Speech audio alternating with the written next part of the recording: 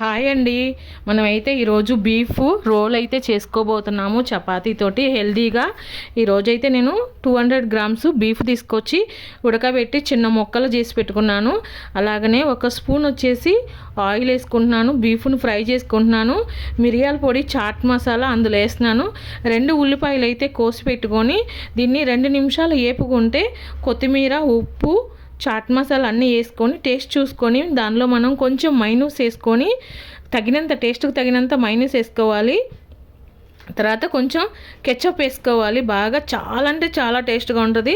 మీరు బయట చపాతీ రోల్ ఎలా టేస్ట్గా ఉంటాయో దానికంటే సూపర్గా ఉంటుంది, హెల్తీగా ఉంటుంది.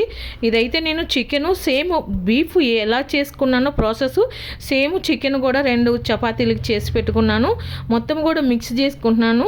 మిక్స్ చేసుకొని ఇక్కడ చపాతీ చికెన్ రోల్ అయితే చేసి పెట్టేసుకున్నాను. ఇప్పుడు మైనస్ చేసి చపాతీకి కొంచెం మైనస్ రాసి ఇప్పుడు బీఫ్ రోల్ అయితే చేసుకుంటున్నాను. అవి కట్ చేసినవి వచ్చేసి చికెన్, ఇది వచ్చేసి బీఫ్ రోలు. చాలా అంటే చాలా టేస్ట్గా ఉంది. ముందు కూడా ఒకసారి చేశాను, చాలా టేస్ట్గా ఉంది. పిల్లలు, పెద్దవాళ్ళు బయట ఫుడ్ తినకుండా ఇంట్లో ఇలా చాలా ఈజీగా చేసుకోండి ఫ్రెండ్స్. అలాగనే మన ఛానల్ని లైక్ చేయండి, షేర్ చేయండి, సబ్స్క్రైబ్ చేసుకోండి ఫ్రెండ్స్. ఇప్పుడు వరకు మన ఛానల్ చూడకపోతే చూసి లైక్ చేయండి. 4 రోల్ అయితే చేశాను.